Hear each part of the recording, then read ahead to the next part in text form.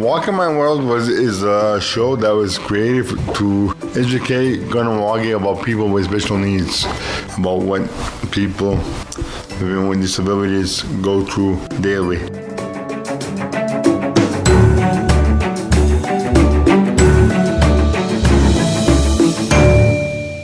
Welcome back to another episode of Walk in My World. We are coming to you today from KSCS, and with me here today I have Joanie Montour.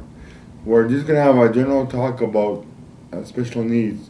Now when I say special needs, I'm talking about disabilities and the like, and the daily struggles we face every day. Welcome back to Walk in My World, Joanie, and thank you for coming back to talk once again. Okay, thank you, and it's nice to be here. So maybe you can give the community a quick snapshot of what you face every day with your disability and the like.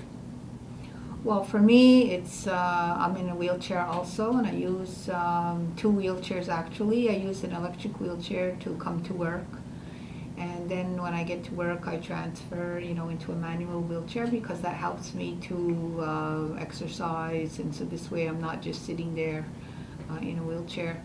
But actually getting up and getting ready, that's the big challenge. I have a specialized shower at my home so that I can be independent. I'm able to just get in my shower, and so I can get ready, and it takes me long compared to the normal person just to do different things, getting ready, getting dressed, fixing my hair, just putting on our coats, our gloves, boots, all those things are challenging because it's depending on your the mobility that you have.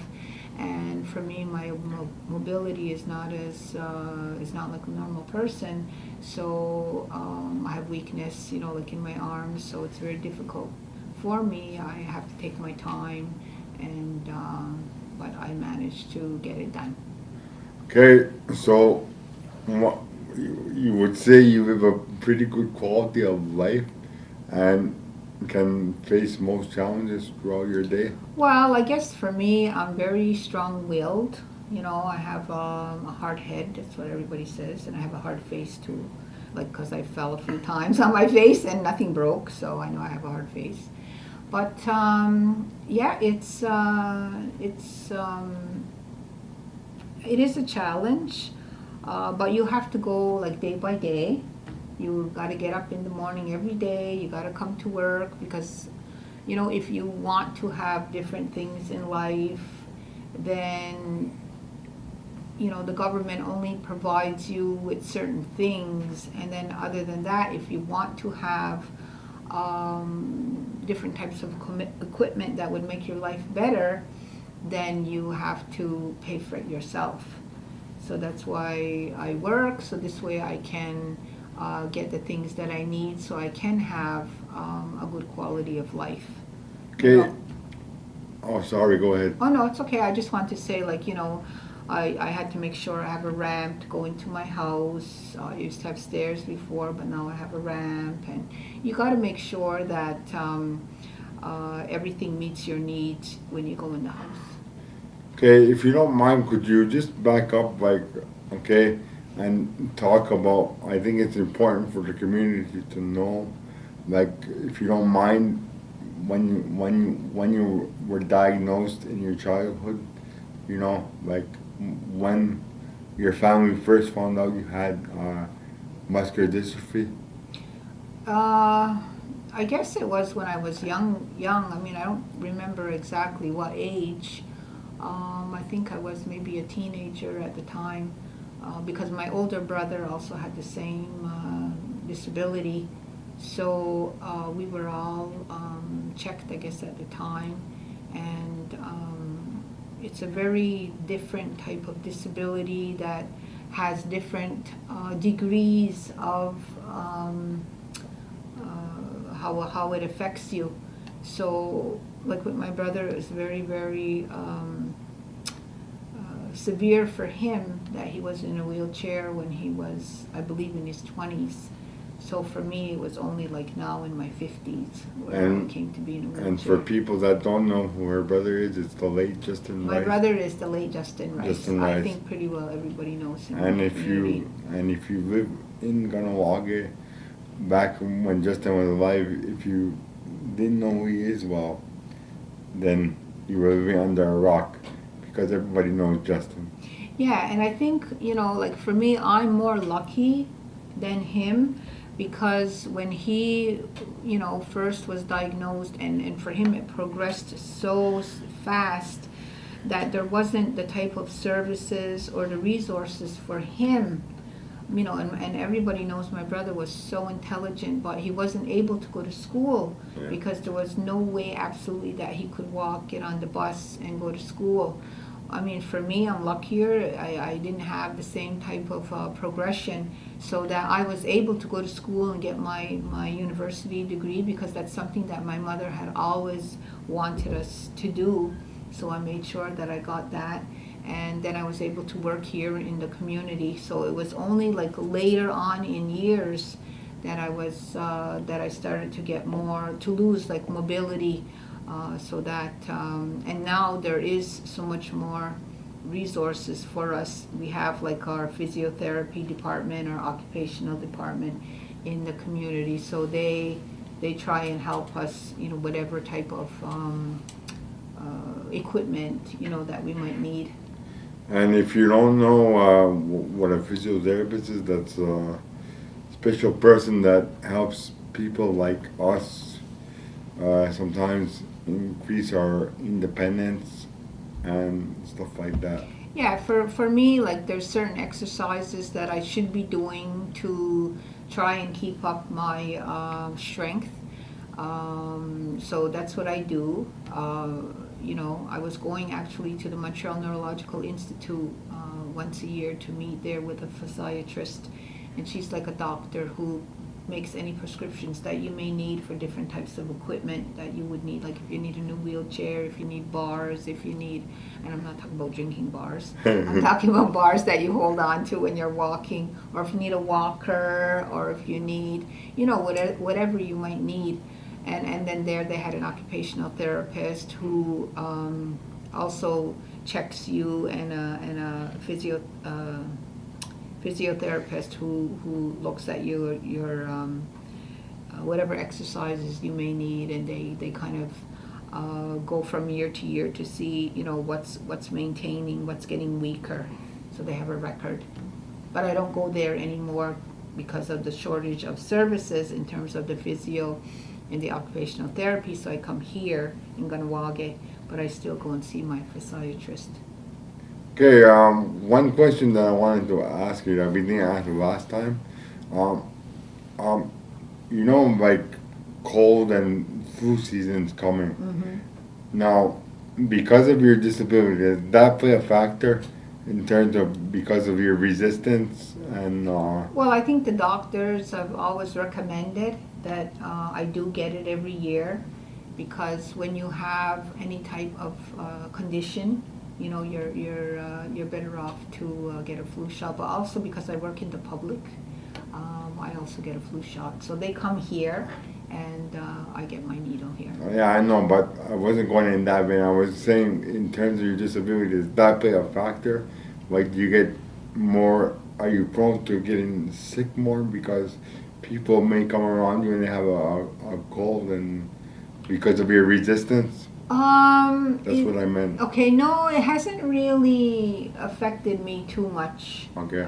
Because I do take good care of myself. I eat well and exercise, and I try to just wash my hands a lot. And I mean, sometimes I do get colds, but I don't get sick very often.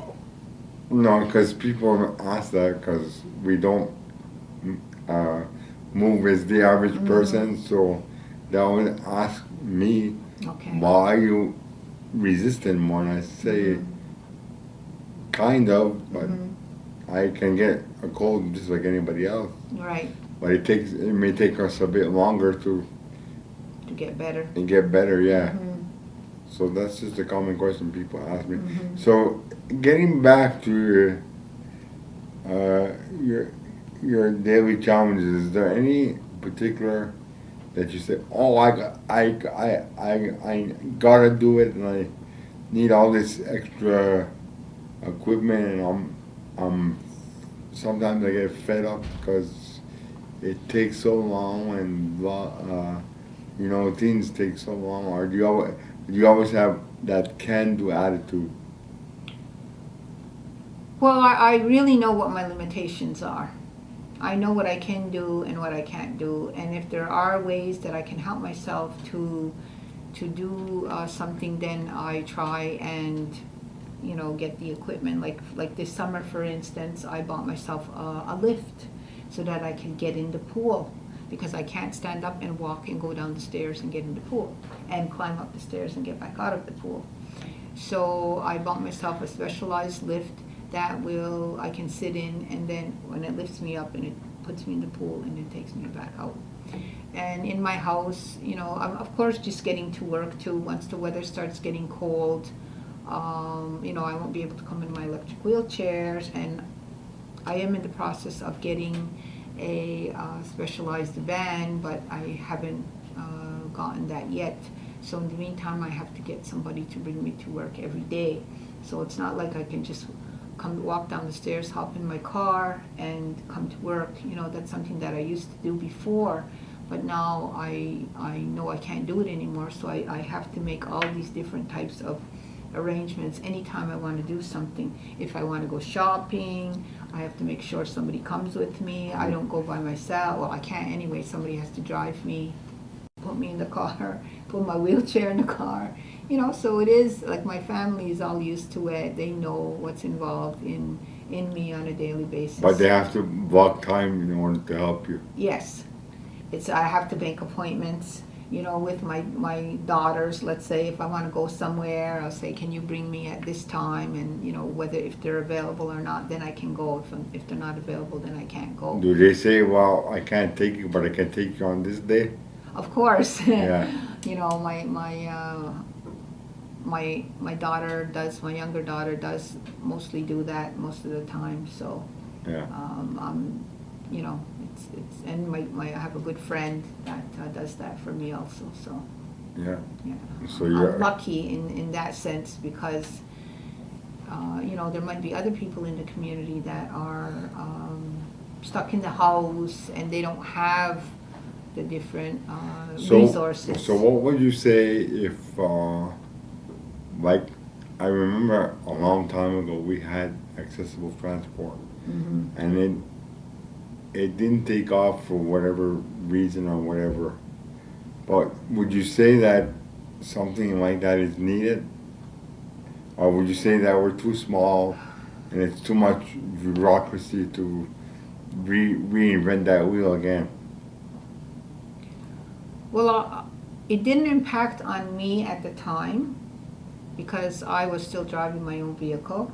But my brother Justin, I remember at the time, he had just basically wanted to go shopping, let's say with his girlfriend Liz. They just wanted to go shopping, or they just wanted to go to a movie, or they wanted to do something. And, there was nothing available for him. So he couldn't go anywhere. Or let's say, I remember that the vehicle wasn't available, because other people were using it or they were using it for something else. Yeah. So it was very frustrating for him. For me now, I'm lucky I have resources. I really don't know there would have to be some type of research, to see if it would be applicable for here in the community. I know like on the outside they do have transport for people with disabilities. They could take a bus. They have disabled, buses. But we don't have that here. We don't even have like a regular bus that would transport people from one part of town to the other. So I think to me there would have to be research, but it is that definitely. It would be wonderful if we did have that, because like you have to rely on your mother to bring you wherever you go. Yep. I have to rely on family members wherever I go. It would be so nice if a bus just came, stopped in front of our house, we drove right in with our wheelchairs, and we could go wherever we wanted to. I would, yeah, I agree. It would be beneficial. We have to look into it and see how it could be reactivated. Mm-hmm. Yeah. What do you think about a department or an office for people with special needs in Ganawage? Well, to me, I think there's got to be some type of resource or service that, you know, people can contact if they wanted to find out some information, if they wanted to know what to do, who do they contact, where do they go, you know, because like a lot of times people, they might not be physically disabled per se like us, you know, we were just born like this. But if other people have become disabled, you know, through accidents or whatever, other diabetes or whatever, I mean, there's so much running around that people have to do, and if you're not assertive, like me, I'm very assertive. I can, you know, get things done. You know, I'm not afraid to call on the phone and create havoc if I have to. But other people are not as, you know, maybe they're shy or they're timid or they don't know really what to do. So if they had a contact person that they could call, and then this way this person can do like the advocating on their behalf, or they could do the research for them, yes, definitely it would be good if we had that. Yes, it would be very good. Just to let everybody know that Joanie and I are kind of related.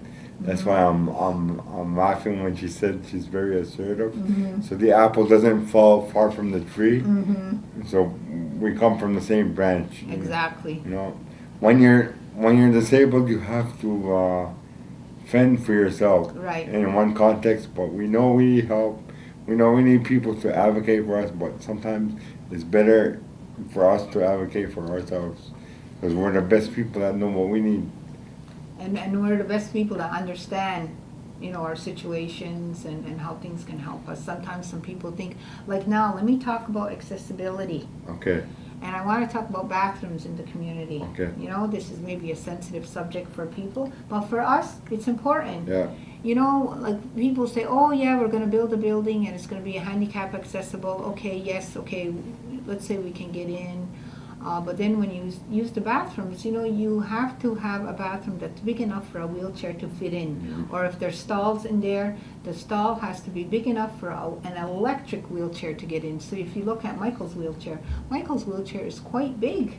And some of the places in the community that have supposedly accessible bathrooms, they are not accessible at all.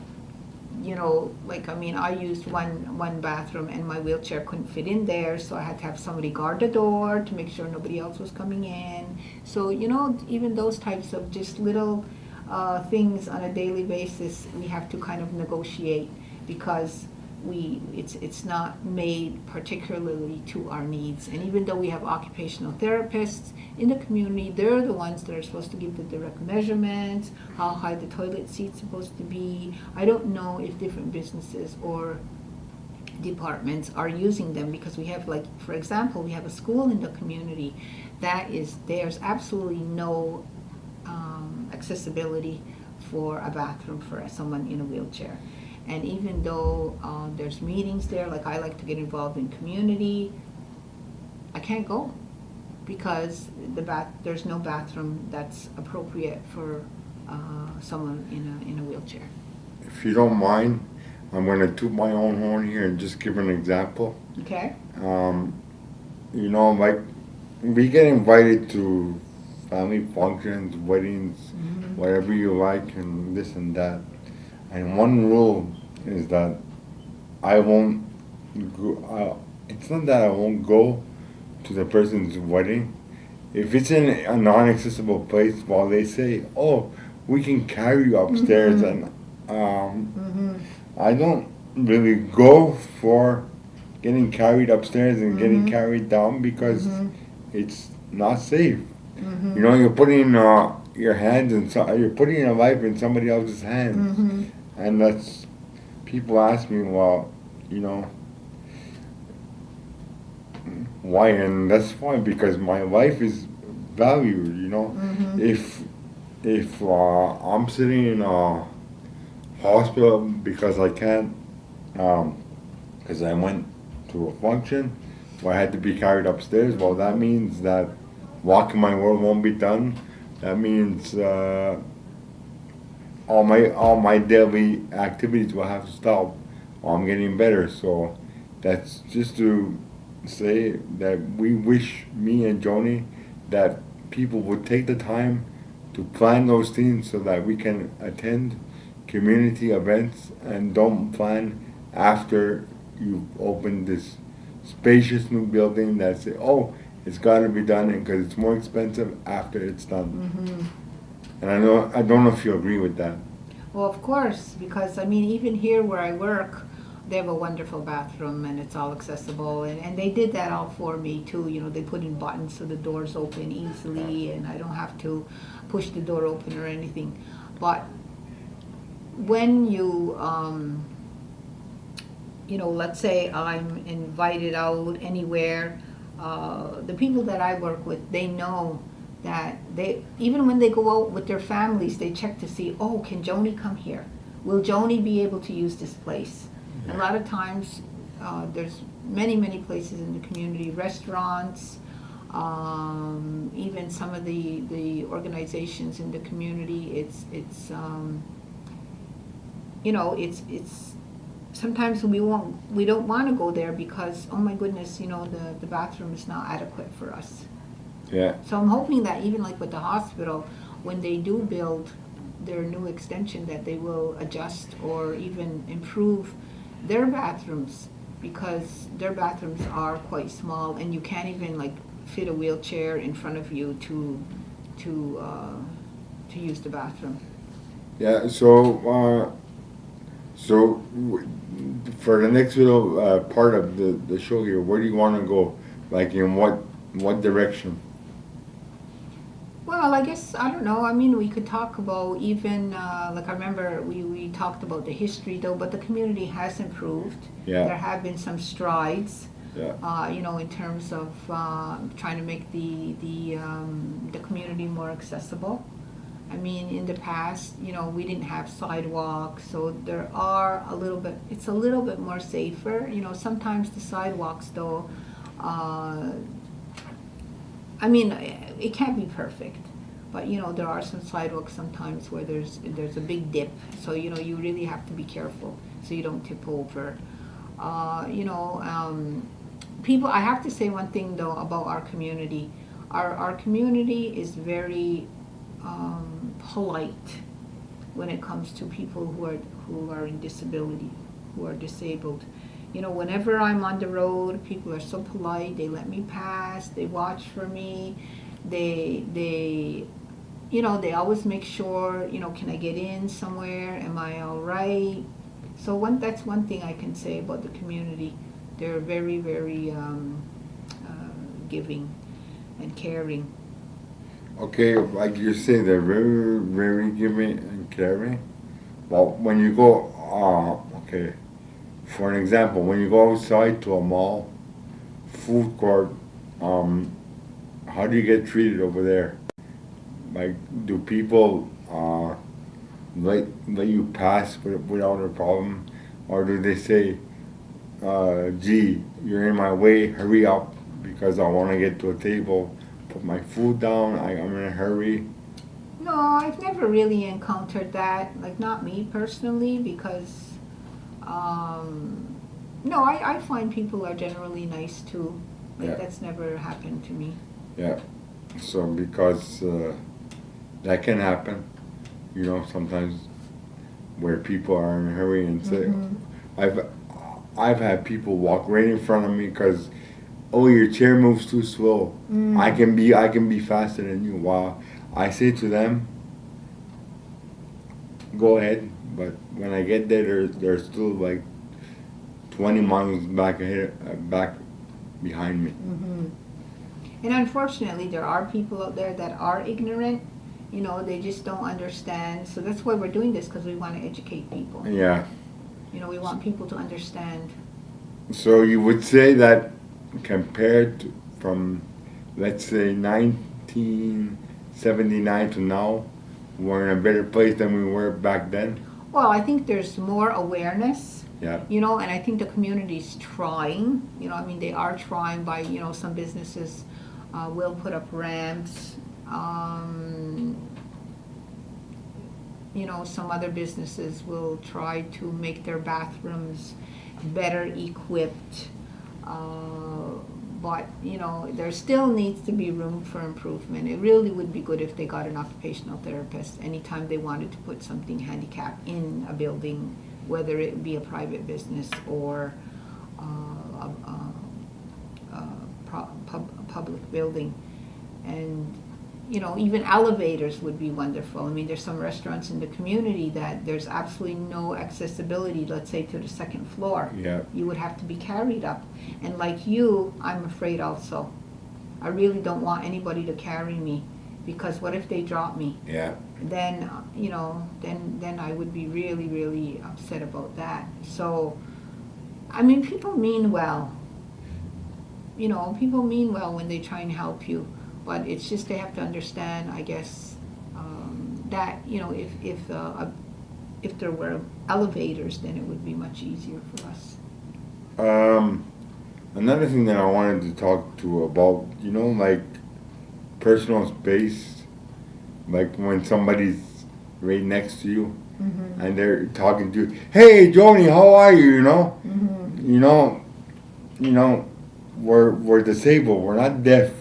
You don't have to scream, Mm-hmm. or talk to us like we're way down here when we're way up here. Mm-hmm. People kneel right next to the chair Mm-hmm. sometimes when they want to talk to you. Mm-hmm. I can see you way up here. Mm-hmm. Why are you way down here? Mm-hmm. Do you get that? Um, I mean, not do you get that, has it ever happened to you?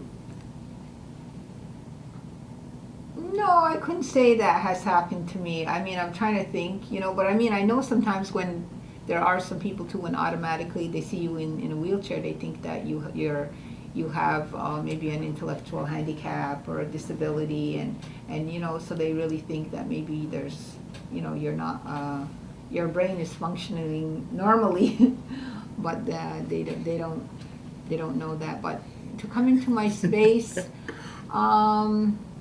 I'm very vocal too. I would just tell people, it's okay, you don't have to do that, but it's never happened to me. Yeah, I know. I think people are too afraid to go too near me. No, but I'm just saying in general, because people, like, their instinct is to help, and it's good. Oh, yeah. But Yes, I can identify with that. Okay. That's okay. Yes, definitely. People want to help you, and they're not helping you the right way. And I'll have to tell them, no, let me do it, because I know how I can do it. And then if I need help, I'll ask you. Okay. That's what I do. And they go, oh, okay, but they don't realize that, there's certain things that we can do on our own. And, but I think it's just instinct, that people do want to help. But they have to realize too that we have our own, that, there are things that we can do and we want to do them. How are your coworkers here at the office if you really run into a big problem? And after you've tried and they realize maybe I should help Joanie. Do they come and ask you if you need help first, or do you say, I would like some help? Well, I think at the beginning, I think they tried to help me, but then I'll let them know that no, I can do it myself. And I said, if I need help, I'll ask you, and then that's what I do. Like even just putting on my coat, I'll say, oh, can you help me put on my coat? So they'll help me put on my coat.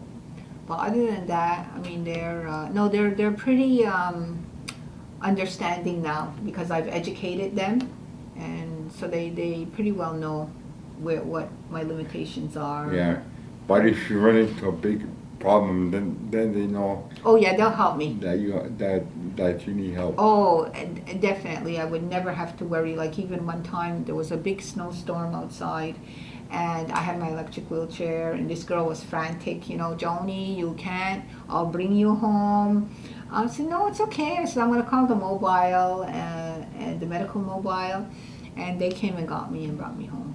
But see, they worried about you even up to Oh yeah, no, that, I guess that time. people do worry. I guess they do. Yeah. And it's nice. It's nice. It's nice that people worry about you. But we want to try to be independent as possible. Yeah, and I think it's important. We need to know what our limitations are, and we can't. If there's things that we can't do, then we can't do it, and we have to let other people help us. And I think that's the challenge with people that become disabled. It's a hard like hill to go over when anything happens to you and you lose your independence. For people that have whatever type of disability, that you have to get over that hill. If you don't mind me asking you, because you said like your disabilities, muscular dystrophy, it happened in stages. So after each stage, like how hard was it for you to accept that mentally and physically? It's very, very hard. Very hard. You have to grieve it. Okay. So you have to like, and it comes so slowly that you don't even notice it. Like let's say somebody that dives and they break their neck, so they're paraplegic or whatever. They already know. Yeah. But for me, it's so gradual that you don't even notice it, and then all of a sudden one day you realize you can't do something anymore like you used to. So that you have to grieve it, and then you have to do whatever adjustments you have to do to keep going. So you had to retrain your body? Retrain my body to because like let's say my right hand is not as strong anymore as it used to be. So now I have to retrain and I use my left hand more. Yeah. So it's just things like that. Did you ever fall like did you ever self-pity yourself and say, Shiga, I can't do this, but I can do this, and I've lost this, and... Oh yeah, of course. I think that's normal. That's a healthy way of, coping, but then you go on. Yeah. You just have to, of course you feel sorry for yourself. I mean, I wish I could just get up and go start walking and, do whatever I want to do, but like I said, but you can't stay in that frame of mind because that's no good for you. For your mental health, you have to find ways to keep yourself going, and I do. I mean, I'm so determined. Like now, I work, and maybe someday I won't be able to work. I'm hoping that I can work until I want to retire, and then after that, I'm going to learn Mohawk, which I've already started learning, and I'm going to learn French, which I already started learning. That's my bucket list. I'm going to be trilingual. Yeah. And those are things that I can do because intellectually I'm very strong. If I said I'm going to run a marathon, well, I know that's something that I can't do. Yeah, you and I just keep trucking along. Keep trucking along. Yeah. So, is there anything else that you feel we forgot, or anything else you want to do in closing? Wow. Just maybe something will come to your head quite quickly. Maybe you want to share a story about your childhood that you forgot. I think it's there's the stigma, that's attached. Okay. When you have a disability, and it's I think that's one thing that's really hard when you because people don't understand, but we're still human beings like everyone else. We still have feelings. We still want to have a good quality of life. And because it's physical, because it's something that people can see. Yeah. Can you identify the word stigma for people that don't know, that maybe they're just coming upon the word? Well, I think if people don't understand you, they're kind of like afraid, or they don't know how to approach you, or even maybe sometimes don't want to, because because they just don't understand. and maybe they make judgments about you. Yeah.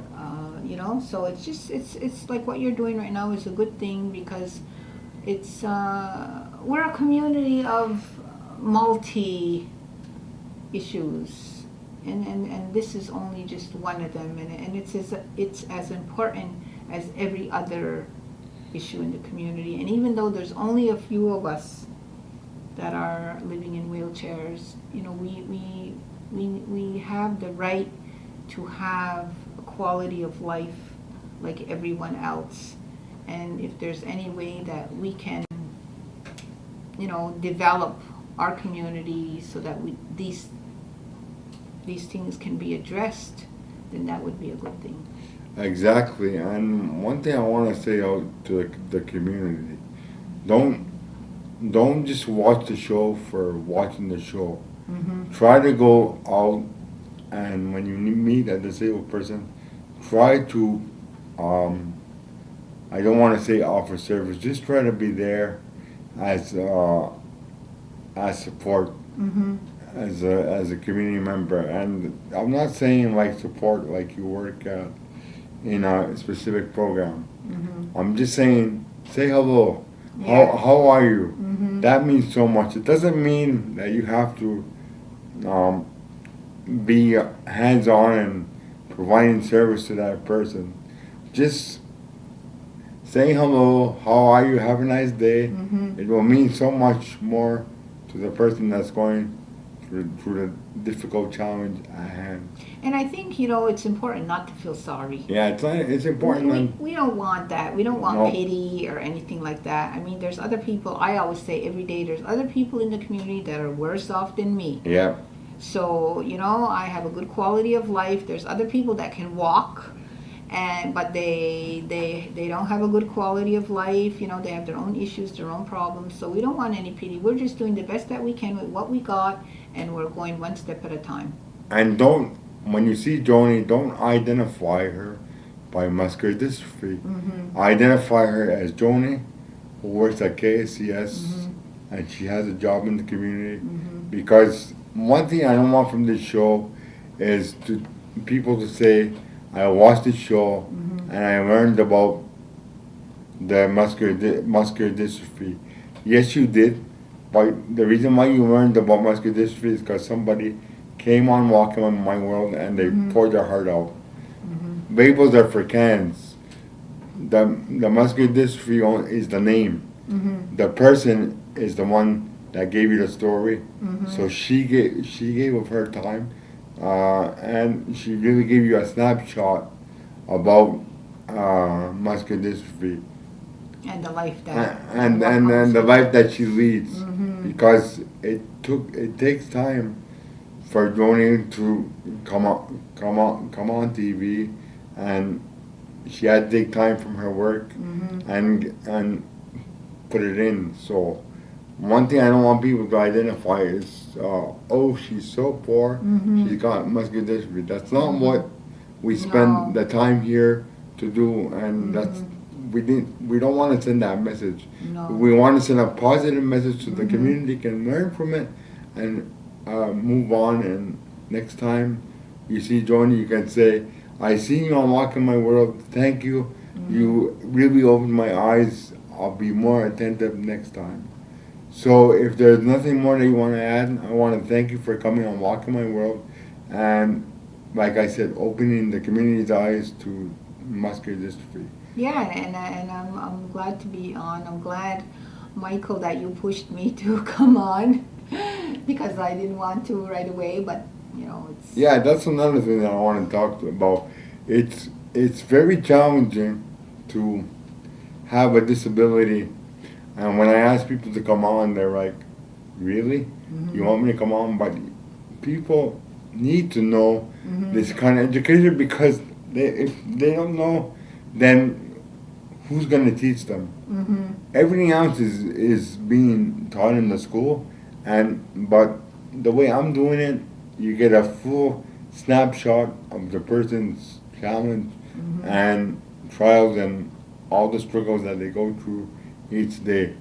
But once again, like I said, we don't want to be noted for our struggles. We want to be active community members within the community of Ganawage. So with that, I thank you for watching Walk in My World, and I thank you, Joanie, for appearing on Walk in My World, and enjoy your day. Okay, Nyawa, you